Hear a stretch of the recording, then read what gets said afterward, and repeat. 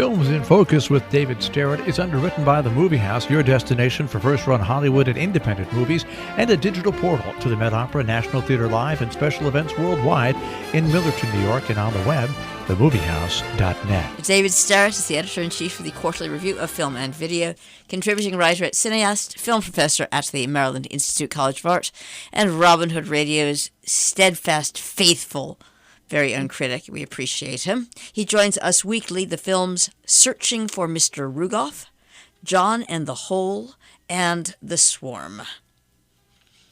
All right, I've got comments about Mr. Rugoff, but I'm sure you'll tell us all about it. I will tell everybody all about it. I'll tell the world. Good.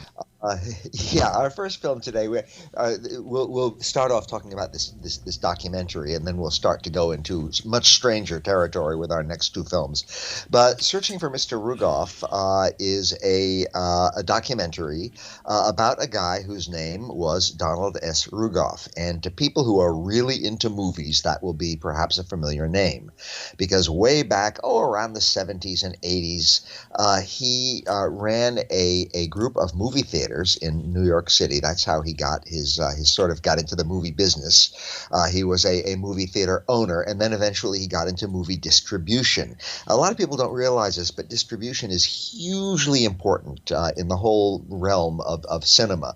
Of course, there's the making the movies, that's production, and of course there's the showing the movies, that's exhibition.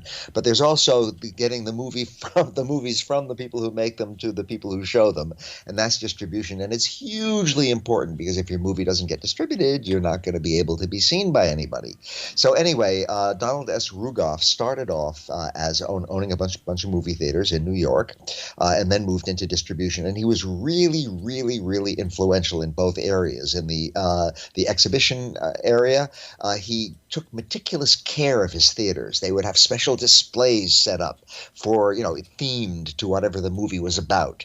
And he would go to his theaters and become furious if he saw a candy wrapper on the floor, that kind of thing.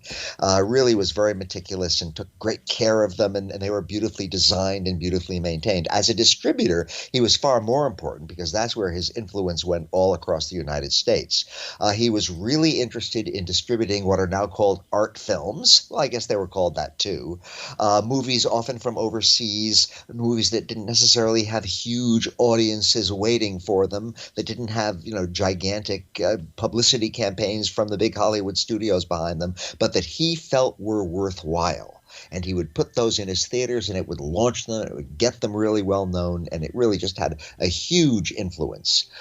So that's who he was. Now, he was also, from all accounts, an extremely difficult and eccentric and even strange personality. He would hire people almost on a whim. He would fire people almost on a whim. He was really well known for falling asleep during the screenings of movies, which he would then say, that's a good movie. Let's show that. Let's distribute that. Let's get that on the screen.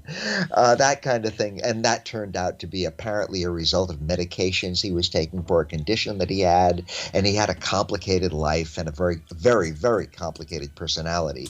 So the movie about him, Searching for Mr. Rugoff, is going to appeal mainly to people who really care a lot about movies, and especially about the business of movies. But anybody interested in the great, widely distributed art films and documentaries, he also played a big part in getting documentaries into theaters, which didn't happen very often in those days. Still doesn't happen nearly often enough. People who are interested in that sort of thing will be fascinated by this movie.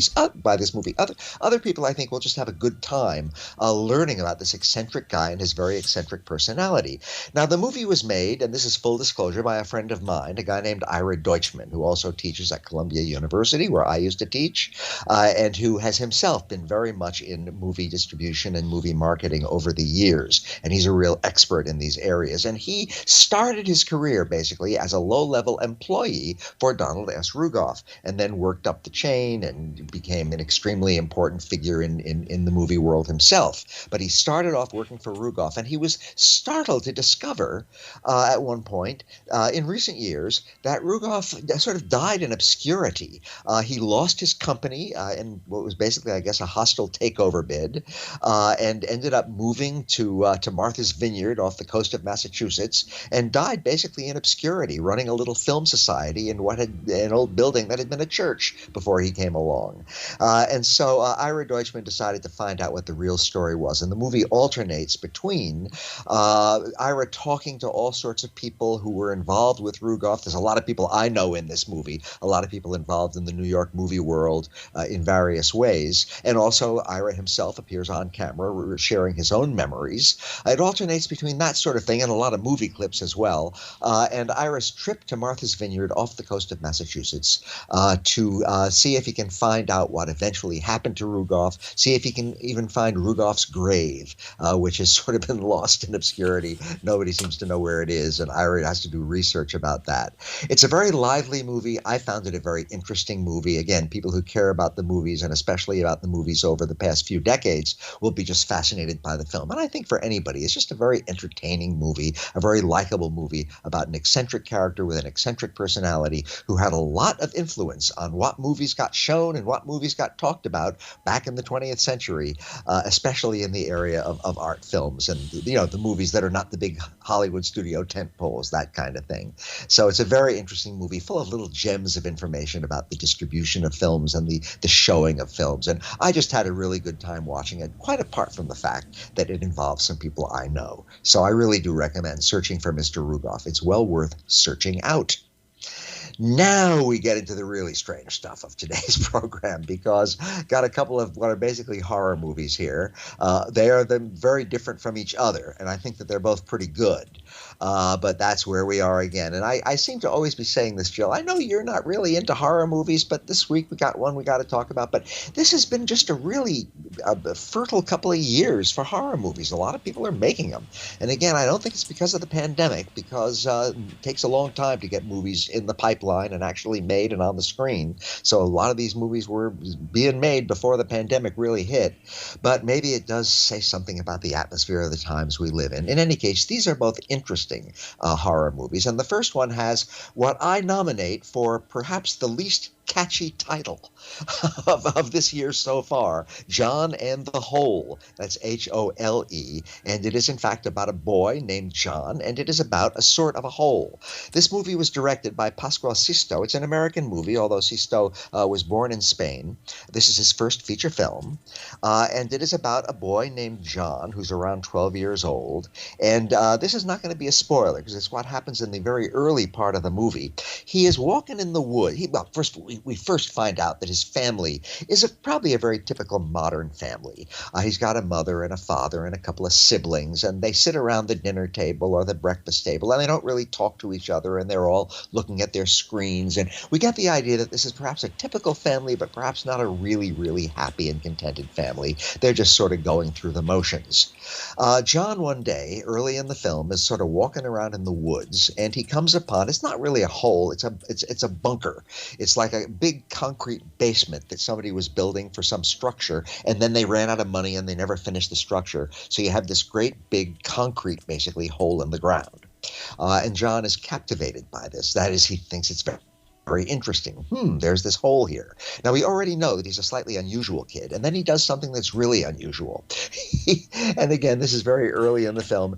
He drugs his family, his mother and his father and his siblings, and drags them off and puts them into this big concrete bunker. And when they wake up, there they are, down at the bottom of this big concrete hole. They don't know how they got there. They don't know, above all, how they can possibly get out, because there really is no way to get out. It's not like a hole that you dig with a shovel where maybe you could clamber up stick your fingers into the dirt and pull yourself up. This is a concrete thing, and it has very smooth walls, and there they are. So John takes care of them after a fashion. He throws them down some food. He throws them down some stuff to eat. He has some stuff to drink.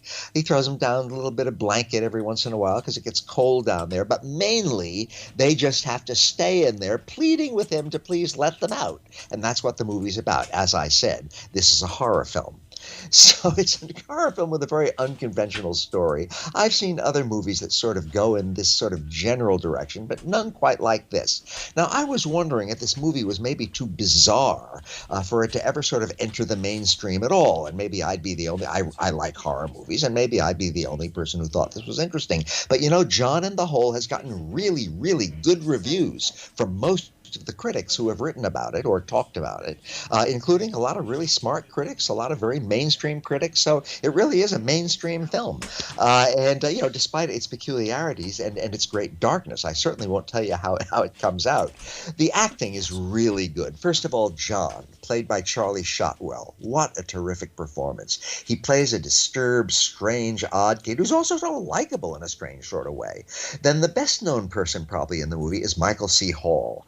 And I really like Michael C. Hall. He's never been a favorite of mine, but he's done such excellent work. First of all, he was one of the stars of my all-time favorite TV series, or at least modern TV series, 6 Feet Under, which I think is a sensational thing, and in which he does a wonderful acting job. And then, of course, he went from that to play Dexter in that very excellent series, which, by the way, is coming back later this year with a new season.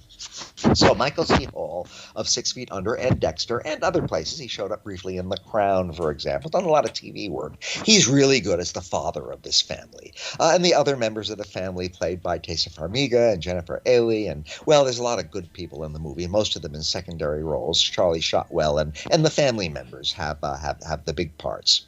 So it's a very interesting movie, a very intriguing movie, a very offbeat movie. In a way, it's a very sort of a disturbing movie, but I really did find it engrossing. Really interesting piece of work, different from anything else out there. So if you're interested in horror movies, even a little bit, I would say check out John and the Hole. The title isn't catchy, but I found the movie oddly memorable. And our final movie for today, Jill, is called The Swarm, and this is a French film directed by Juste Philippot.